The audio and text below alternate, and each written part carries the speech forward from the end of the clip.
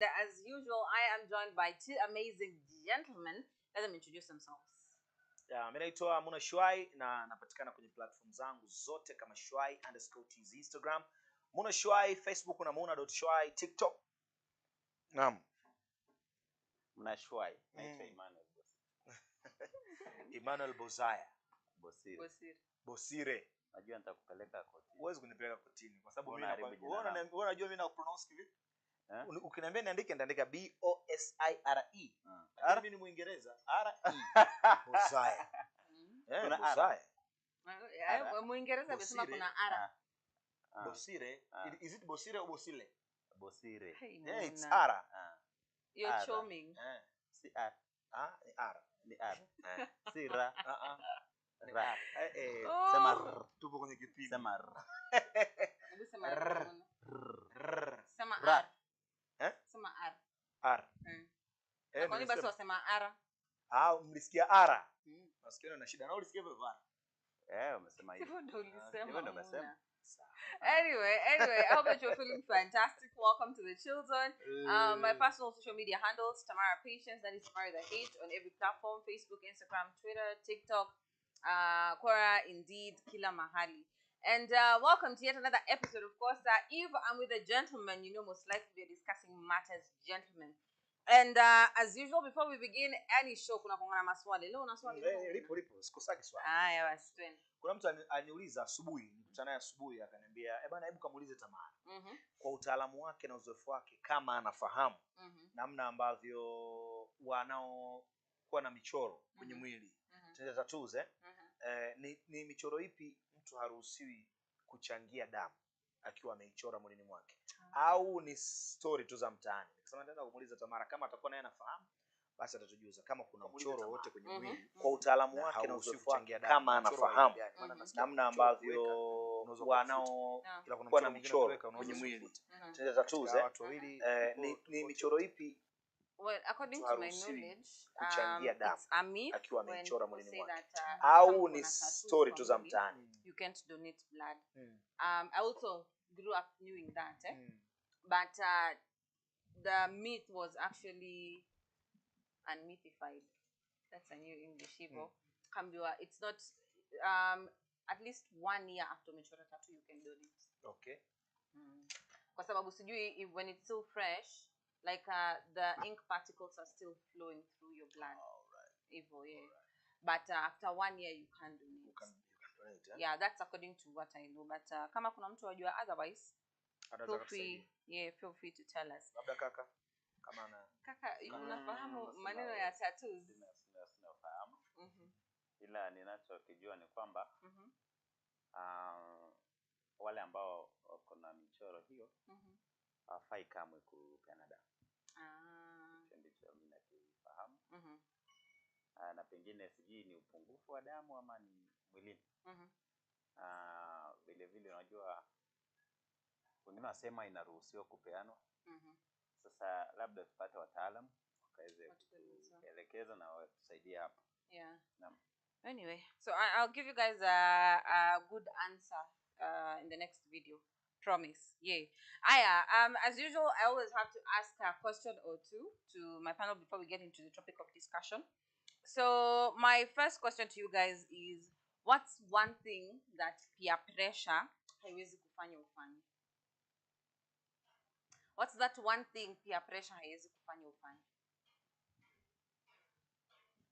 It's an open floor. Ni wote mnafikiria. I don't know, so kufikiria. Mimi napendaga mkubwa wangu aanze.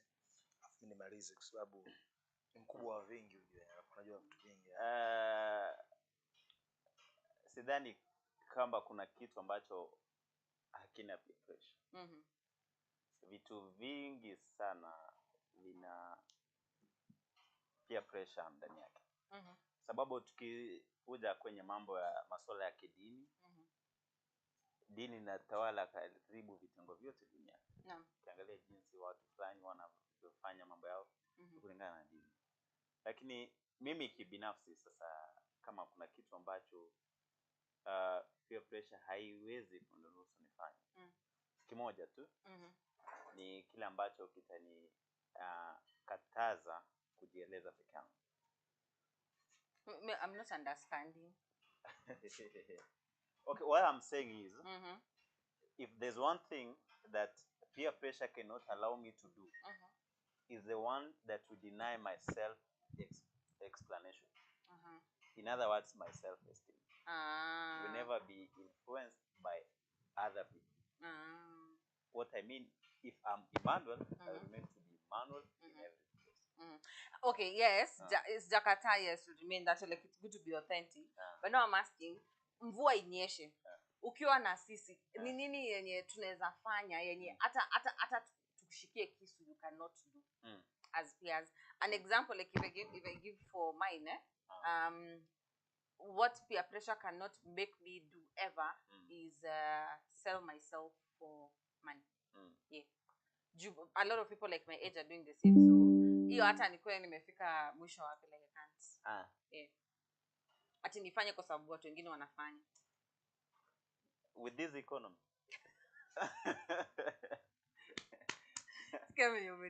You know, I wanted to maybe be the source of peer pressure now. Nianze kukwentize, with this economy, you see. Anyway, I hope that you're feeling fantastic. Welcome to the children. My personal social media handles, Tamara Patience, that is Tamara the H, on every platform, Facebook, Instagram, Twitter, TikTok, time, wherever you are. So what I want to say, we are meant to prevent ourselves, or to protect ourselves from harsh situations. Now, like ukikewa kisu, meaning your influence will not be you. Your anxiety and utapata your time, like, you know, be kind of stressed. You'd be now having a decision. It's either I agree to save my life, or not to agree to lose my life. Yeah. So that's a scenario will make you to feel very bad, and again, kama kuna mchoro wote kwenye kwa utaalamu wake na uzoefu wake, kama anafahamu namna ambavyo wanaokuwa na michoro kwenye mwili tunaweza tattoos, ni michoro ipi? Well, according to my knowledge, kuchangia damu akiwa when amechora mwilini say mwake, that, au ni story tu za mtaani, you can't donate blood. About I also people bias. grew up doing that, but made to do something, the but myth you was never actually so that's a very difficult question. Very difficult. Very difficult. Mnashow labda anajibu for you, kwa sababu maana it's difficult, but I also 100% agree. So it's a tricky situation. Most likely tutajipata umeingia, but yeah, what about in my side, peer pressure kama alivyosema kaka Emmanuel ni ngumu kuepukika. Kwa sababu peer pressure iko katika sekta au vitengo au maeneo mbalimbali, sehemu nyingi. Maisha yetu yanazungukwa na hilo jambo, lakini kwa upande wangu mimi sehemu pekee ambapo inaweza isinisumbue na isinipeleke nikishagundua tu hapa kuna kitu kibaya. Umeelewa ya kwamba kama kuna kitu kibaya ni nini Muna? Kitu ambacho kinanidhuru, kinaweza kunidhuru. Kitu ambacho kinaweza kikanifanya nisiwe tena Muna. Niwe Muna fulani. Yaani unajua kuna watu Muna mvuta bangi, Muna kimbelembele, Muna mshenzi, Muna mpuuzi. Yaani kuna namna ambavyo vinaongezeka hivyo Muna fulani. Maana mtilia Muna fulani. Hapo pia pressure boost. Yaani unaweza ukanishawishi, ukanivutia kwenye masuala kama alivyosema kwenye issue za dini. Kwenye issue za vile vitu ninavyovipenda, burudani, vitu vingine tofauti. Lakini kwenye issue ya uovu au yani hutanikuta kwenye dot mbaya. Juu ya pressure imenipeleka huko. I really love how kila mtu hapa anajitetea when it comes to peer pressure.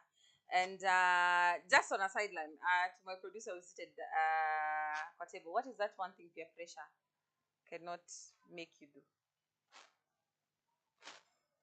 Cocaine. Yeah, so producer anasema cocaine hata pressure ikue below sea level, you cannot do cocaine. And I was really like waiting to hear from these two guys moja waseme drugs, because that is the most common answer you get from people out here when you ask them what's that one thing peer pressure is kufanya drugs, of which drugs are the ones which are easily easily become your friends through peer pressure. Watu wengi get into drugs because of peer pressure, you know. My peers are doing it, so why don't I do it, you know. Producer amesema cocaine. Also an addiction, bro, anything that has to do with jail. Anything that has to do with jail, hiyo count me. Unajua kuna wale marafiki wanakushikanga wanakuambia fanye hivi. Unajua tukikiumana you're gonna be utalala ndani, lakini you just go ahead and do it, you know. Yeah. Aya, in general tunaita vitu vibaya. Na vitu vibaya, lakini unajua kibaya cheza kwa kizuri pia. Anyway, that is kibaya cheza kwa kizuri. Kwa mtu mwingine. Kwa mtu mwingine. Kwa kibaya ni kibaya. Naam. Yes. But anyway, that is a topic for a different day. So now to my second question to the heavens, Baba. Anyway, Baba Mungu that is here. Now to my second question to the gentleman here. So, umekaa chini, let me give a scenario. Things are not going your way. Kabisa. Things are not going your way. Maybe mademu wako wawili wanakusumbua. You don't have money. There is stress at work. Stress at home. What else? You're also stressed about your life because you want like things to go hand in hand and stuff like that. What do you do? Let's start with a simple scenario. Umekaa hapa saizi and kuna kitu nakukula kichwa. What do you do to like solve that situation? How do you handle such a situation? Yeah, of course kwa upande wangu kwanza hakuna situation ngumu isiyokuwa na jibu. Yaani hakuna. Kila situation ina jibu lake. Yeah. Na mara nyingi huwa kwa upande wangu mimi huwa najitahidi kusolve, kwa sababu ninapojitahidi kusolve ninapoweza na solve. Nisipoweza mimi si solve, kwa sababu mimi ni moja kati ya adui yangu mkubwa ni stress. Mimi sipendi stress. Yaani stress mimi sipendi kabisa. Na sipendi kuziendekeza. So kama kuna kitu kinakuwa kinanichimba au kinanihukumu muda huo, maana yake bana nahukumiwa kwamba bana kuna hela inahitajika sehemu na inatakiwa iwepo. Nikiweza kusolve kwa wakati, kwa kiasi hicho kinachohitajika, basi nitasolve. Nisipoweza huwa sipigani to the extent ya kudhuru kitu kingine. Ila nitapigana to the extent ya kuweza kusolve. Kwa hiyo hakuna situation ambayo ni ngumu nashindwa kusolve. Kwa mfano kitu gani kinanikula kichwa? Kwa mfano labda mtu anataka labda fedha yake, au kuna mtu anataka labda anadai mkopo wake. Kama muda huo ipo nitamwambia bana nakutumia baada ya dakika kadhaa. Kama hakuna nitamwambia bana tuangalie wiki ijayo. Na hiyo wiki ijayo ikifika kama haipo nitamwambia mwanangu mimi sijapata. Ila nilitegemea kwa sababu kulikuwa na issue. Kwa hiyo nilitamani uniulize kwenye hiyo swali, uniulize katika mfano wa jambo. Labda jambo fulani. Ninakuja hapo tu sasa hivi. Tukija huko basi nitakujibu vizuri, lakini essential kabisa mimi chimbwagi na stress, yani chimbwa na stress. What about you, Manu? Leo umekuja na maswali mazito sana. Magumu sana. Lakini pengine amepeana mfano akisema kwamba mademu amesema kwamba mademu wako wawili. Ulisema wamekuacha? Uko na stress kutoka kwa mademu. Inaweza kuwa hata hawajakuacha, lakini kama wanakustress na maanisha hawajakuacha. Maybe main chick amekasirika kwa sababu amefind out kuna side chick, let's say for example. And main chick amejua kuna side chick amejua kuna main chick. Wote wamekasirikia at the same time. So what do you do? No, unawapenda wote. Hivi siku hizi mmekubali kwamba kuna main na kuna side? Hata tunakubali tu kukua side, hiyo imetosha. Mmekubali hivi? Hiyo simple kama kumwaga maji bafuni tu. Hiyo simple sana. Simple. Kwa mimi simple. Yaani main chick anajua kwamba kuna side chick na side chick amejua kama kuna main chick. Sasa issue ni iko hivyo, ndio maana amekuwa side chick. Yaani side chick amewepo na ndio maana let me put it differently kabla ujibu kwa sababu unajua siku hizi, let's just be real, side chick, being a side chick is actually easier than being a main chick. Yeah, but okay, let's put it in this scenario. So your main chick amejua kuna side chick, ndio? Na side chick wako tuseme amekasirika tu juu ya nini, probably you didn't go see her over the weekend. It's easy still. Ama side chick wako amekwambia akona ball. Let's start with. Akona ball. Akona mimba. Yani she's pregnant. Sasa kakasirika nini? Mimba si baraka? Hapana, sasa nimekwambia wewe uko na stress. Mimi sasa siwezi kupata stress hapo. Labda Emmanuel.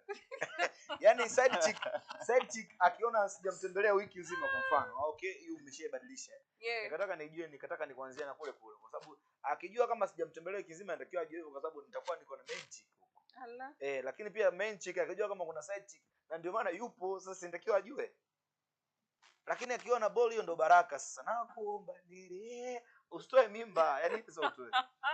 Okay. Jambo lina flow. Ama unaambia Said utampromote akae mimi. Na mimi namwambia utaachana na Said. Yaani ni kumdanganya. Tambia mama zaa. Ndio muda kuzaa hiyo baraka. Sio kila mwanamke anashika mimba. Na wewe mpaka umeshika mimba hiyo maana hiyo ni baraka. Kama unataka kuitoa baraka ni wewe. Hiyo stress sina na hiyo dhambi usinishirikishe. Huyu ni Mtanzania, Kenyan perspective. Unajua Kenya is a different zone. No, Tanzania imejaa mahaba. Perspectives za wanaume ziko, perspectives za wanaume nyingi zinafanana. Sio Mkenya wala Mganda wala Msudani.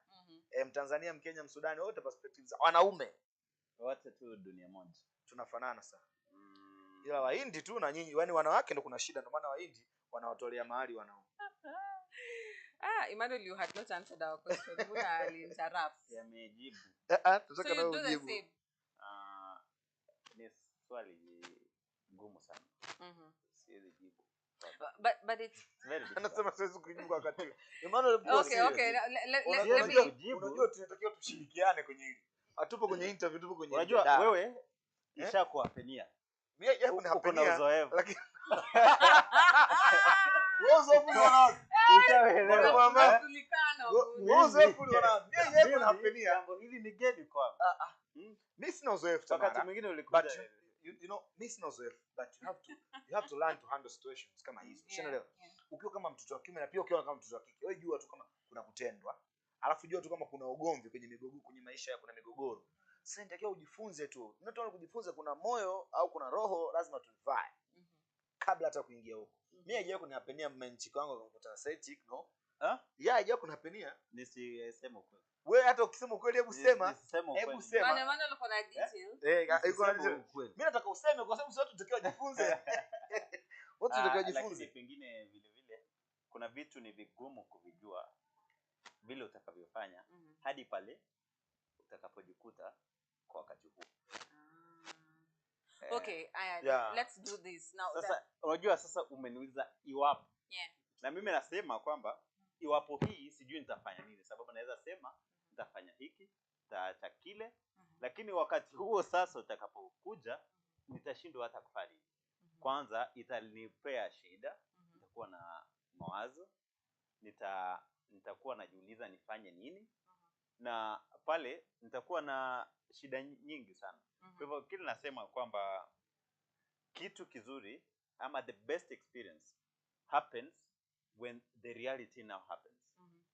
Now we come from imagination to the reality. Now I don't want to imagine that my two girlfriends are giving me stress whereby I don't have even one, maybe, or I'm having one, or it cannot happen a coincidence, they happen at once.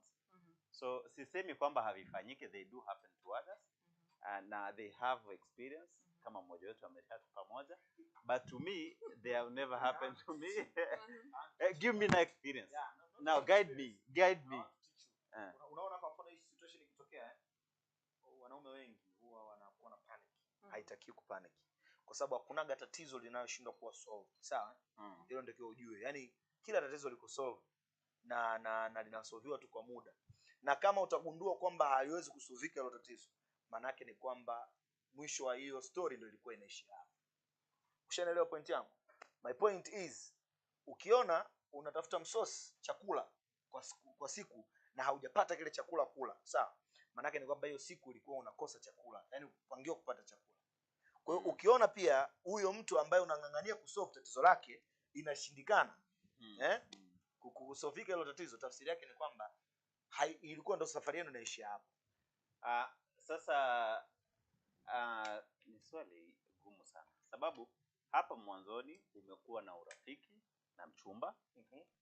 Sijui kwa bahati mbaya ama nzuri amepata umeshampa mimba.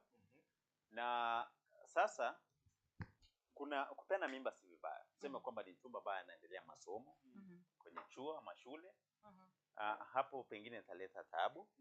Labda umempa mtu mimba ambaye wakati wake haujafika, haujamuoa.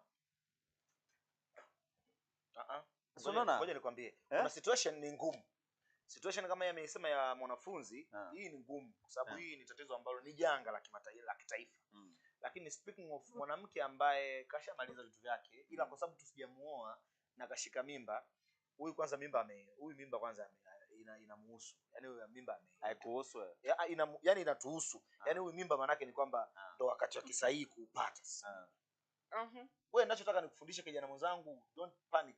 Yaani tatizo kama hilo lazima upanic. Listen to me. You must panic. Ukipanic ndio unaharibu. Listen to me. Panic as a man. Listen. Huwezi azamani unataki kupanic. Azamani inatakiwa relax. Sasa ukipanic na mtoto kike ana panic inakuwa. As a man. Mtoto kike atataka kutoa. Na wewe ndio unaanza kupanic. Watu. Hamna sikiza. Listen to me. Mimi na experience. Nilisema ukweli una experience. Jifunze sasa. Inatakiwa cool down. Sawa. Relax. Inatakiwa relax. Unavyo relax, tafuta majawabu kichwani mwako. Hapa tunafanyaje? Hii mimba tukienda kuitoa madhara yake ni yapi? Hii mimba tukiibakisha madhara yake ni yapi? Kama kuna misingi wewe unayo ya kwako plus familia yako, manake mimba ikikaa kwa mtoto wa kike ambaye hujamuoa kuna shida kubwa to the extent why mtu unaweza kutoka. That is inatakiwa. Lakini kama misingi inaweza ikarekebishika. Jamani, huyu tunayemtoa hapa, unajua mkipanic mtapelekea maamuzi magumu ambayo yanaweza yakacost chongo wa mbele. Tuseme hivi, mfano kabla sasa mimba ije, kuna yule aliyeitia hiyo mimba. Mwanamke hakuwa mjamzito yeye peke yake. Wewe ndio ulifanya. Ni kweli akawa na mimba. Sawa. Hiyo ni chanzo cha mimba yake. Ya pili, mimba kuilea ni yake peke yake ama ni yetu? Hawezi kulea peke yake. Tunapoteremka sasa kuambia, kuna wale ambao atakwambia ni yako, kama kuna mwingine hata kuambia.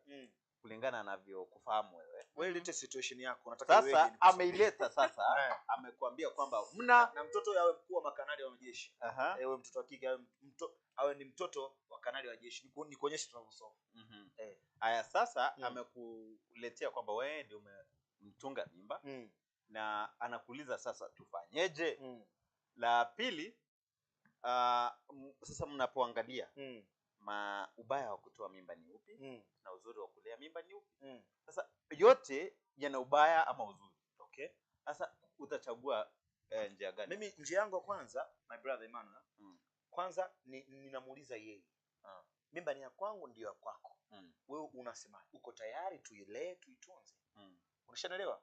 Uko tayari tuilee tuitunze? Haijalishi babake polisi, babake mwanajeshi, babake mkuu wa wilaya, mkuu wa mkoa, haijalishi.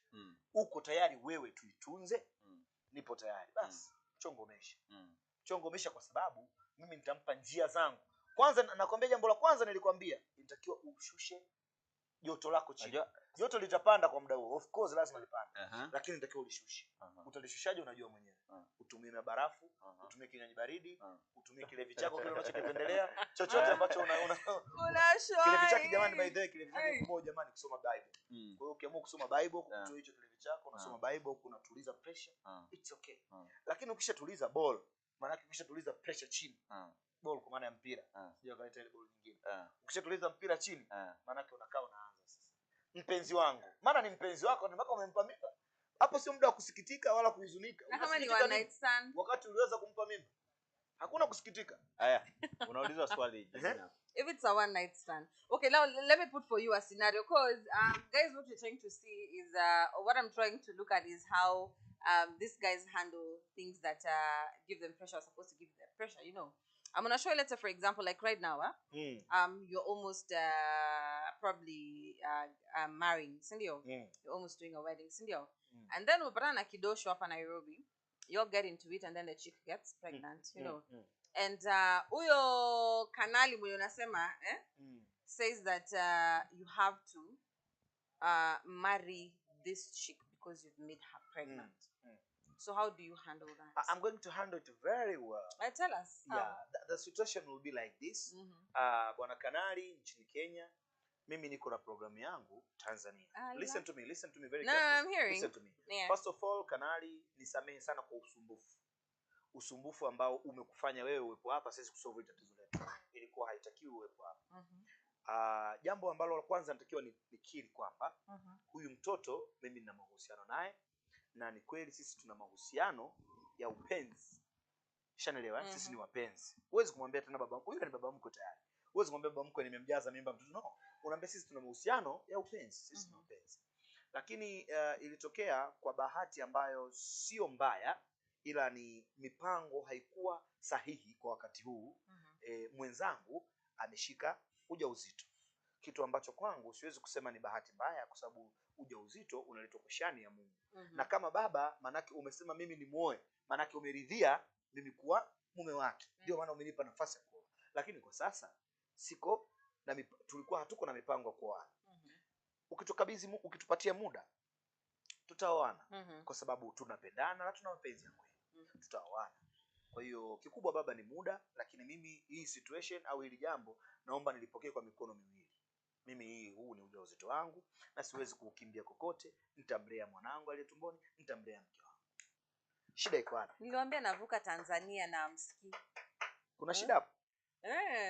You put it in it sounds like a fairy tale, but inakaa kama movie.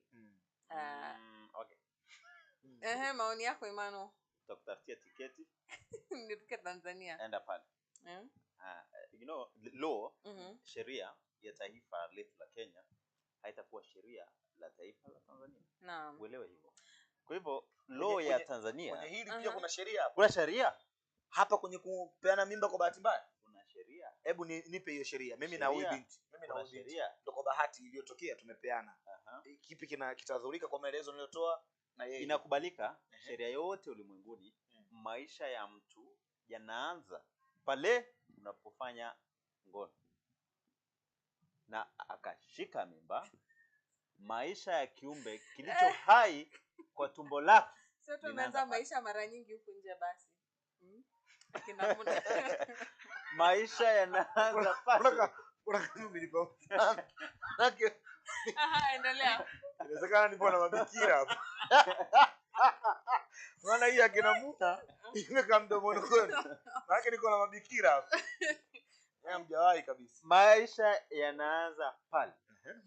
Na yanapoanza pale, sasa unapokuja sasa kuanza kusema kwamba uchukue mbinu pengine ya kulea. Sasa hapa uende kutoa mimba. Baba mtoto wewe, mama mtoto yeye. Pale mkichukua decision ya kwamba you want, you know, one, if you take abortion, it's illegal. You should be punished heavily. You've killed innocent life. And everyone has a right to live. Kama mama angekutoa ungekuwa hapo. Sasa wewe na wewe na mimi na kila mtu yote. Kwa hivyo it's illegal in worldwide. It's illegal. So kuna zile circumstances ambazo zinaweza allow abortion ambao ni hatari ya kiafya kwa mama. Na daktari ama the medical personnel wakapeana advice kwamba hii kusaidia mama ni mtoto atolewe. Sasa hiyo tuseme sasa amweni. Sasa unapokuja hii ya kumlea mtoto sasa, baba wewe, mama wewe, sheria inasema kwamba kama baba una jukumu la kumlea mtoto huyo. Na kitu ambacho mimi sijakataa. Hujakataa? Na ndio nasema uko tayari. Haya. Hapa sasa umemdanganya yule. Kwa nini? Umemdanganya kwamba utalea na asilimia, yani sio kama sitalea mama. No, listen. 90% of men they run away. They run away. They run away. Okay, sawa. Lakini hiyo sio mimi sasa. Sasa that is another one. Sasa unaposema si wewe unataka nisolve mimi. Ndio nataka kumbe unanisolve kwa watu wengine wewe. Ndio nakuteremsha sasa. Wewe nishushe kaka. Haya sasa wewe umekubali kumlea mwanao. Ndio. Na mke wangu. Mke wako. Sio mwanao, yani yeye na mtoto wake. Kumbuka uliyempa mimba si mke wako. Kwani huyo hujamuoa ni rafiki. Huyo mwenyewe bado sijamuoa. Hujamuoa ni rafiki. Na hata ikitokea nimemuoa huyo mwingine na huyu nimempa mimba, anakuwa pia mke wangu. Anakuwa mke wako. Akae mke wako. Nitamuoa wao wengi. Sasa kwa nini sio wengi? Mimi na wadi wa 4. Lakini mimi na wadi wa 4. Sikiza mna. Kwani Wakristo wangapi wanawake? 4 au 3 bwana, unataka kufanya nini? Nampa mimba. Nampa mimba dada yetu Tamara. Nitakupa mfano wewe. Nampa mimba dada yetu Tamara. Pale Tanzania una wake wawili. Sawa? Tamara anakuwa 3. Hela unazo. Unataka ingilia uchumi sasa. Tunakuja hapo, that is where we are coming to. Hapo ndio nakuja sasa. Hard economic times. Wale wawili kuwalia inakuwa tatizo. Wewe mwenyewe maisha imekupiga imekutwanga. Kama unavyoona. Unashinda unakwenda wapi? Sasa huyu umemwacha hapa na mtoto wako. Simwachi. Amepata uchumba na mtu mwingine. Amemuoa. Mtoto anakuwa wa nani? Huyu bwana mimi bwana nilikuwa sijamuelewa vizuri. Huyu bwana kaja na maswali, kaja na majibu, afu baada ya hapo kaniongeza maswali mengine. Ndio nataka ujibu. Mimi nitajibu situation baada ya situation. Huyu hata baki kuwa mke wako, hali ngumu, lakini atakuwa na mtoto wako. Hali ngumu ya maisha inakuwa ni kwa kila mwanadamu. By the way, hata kina Bill Gates wenyewe wakati mwingine wanasema wanashuka utajiri wao na kuna namna wanahangaika. Unajua ugumu wa maisha na ukubwa wa maisha unatokana na majukumu. Ushanielewa Leo hii mimi nalipo shilingi milioni 2. Mfano. Sio kama nalipo milioni 2. Mfano nalipo shilingi milioni 2 katika majukumu yangu ya kazi. Nitaishi kimilioni 2. Ushanielewa sijui? Nitaishi kimilioni 2. Mke wangu tutaishi kimilioni 2. Rafiki yangu tutaishi kimilioni 2. Ndugu yangu tutaishi kimilioni 2. Ushanielewa point yangu? Kwa hiyo nitaishi milioni 2.